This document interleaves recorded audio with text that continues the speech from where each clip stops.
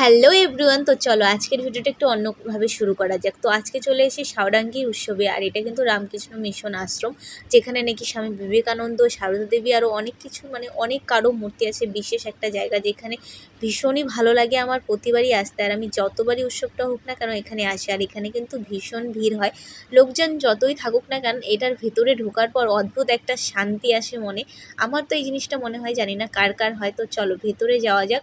আর আমরা কিন্তু সব বান্ধবীগণ মিলে চলে গিয়েছিলাম, আর এখানে আমার মাসি, আমার বোন সবার সাথেই দেখা হবে, ওরাও আসবে। তো চলো তোমাদের ভিডিওটা কন্টিনিউ করো, তোমরা কিন্তু অবশ্যই দেখতে হবে।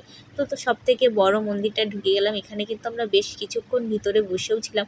আর এই জায়গায় এই মন্দিরের ভিতরটা ভীষণ ঠান্ডা, এত ভালো লাগে বসে থাকতে, ওখান থেকে উঠতেই মন চায় না। যাই হোক, এখানে বসে কিন্তু আমরা কিছুক্ষণ বসেছিলাম, চুপচাপ শুনছিলাম। তারপর আমরা একটু বাইরে বেরিয়ে একটু ভিডিও করলাম। আর সেমনভাবে ভিডিও করাই হয়নি, কারণ এত লোক মিলে গিয়েছিলাম, আমরা আনন্দ বেশি করেছি, ভিডিও কম। তো যাই হোক, যেইটুকু ভিডিও করেছি সেটাই তোমাদের সাথে শেয়ার করলাম। আর এখানে আমার ভাগ্নির সাথে দেখা হয়েছে, দেখো ও কি দুষ্টুমি করছে। ও আমার কোলে উঠে ওর মাকে ধমকাচ্ছে। যাই হোক, দেখা হচ্ছে অন্য কোনো ভিডিওতে। তোমরা কে কে গিয়েছিলে সেটা অবশ্যই কমেন্টে জানিও। দেখা হচ্ছে অন্য ভিডিওতে। Tata, love you all.